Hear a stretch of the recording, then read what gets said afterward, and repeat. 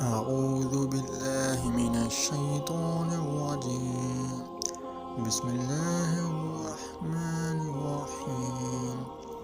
روایت ہے حضرت عبداللہ ابن مسعود رضی اللہ تعالیٰ عنہ سے کہ میں نماز پڑھا رہا تھا اور نبی صلی اللہ علیہ وسلم اور ابو بکر و عمر آپ کے ساتھ تھے.